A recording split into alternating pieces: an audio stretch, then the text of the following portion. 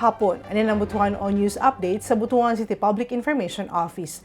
Gitagbo ni Merlau Fortuna ang mga department heads sa lokal nga panggamhanan sa Butuan alang sa management review nga gipahigayon adlong Biyernes sa Almont Inland Resort ng syudad. Atol sa tigom gipresentar ang mga key results sa ease of doing business compliance, audit reports, performance evaluation, budget utilization ug human resource development. Pinaagi sa kalihukan, tinguha sa city government nga mas mapaayo ang serbisyo sa publiko, mas mapadali ang mga transaksyon sa mga Butuanon ug mas masiguro nga ang tanang programa o proyekto makahatag og tinuod nga benepisyo sa komunidad.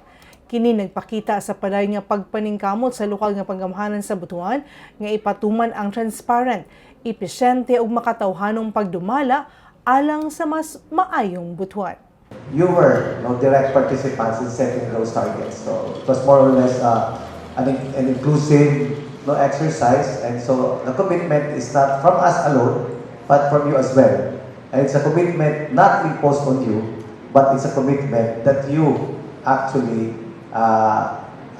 dictated, recommended. So, Og makatong update ng adlaw alang sa pa mga updates, follow like ang official Facebook page, Instagram ug subscribe sa YouTube channel sa Butuan City Public Information Office.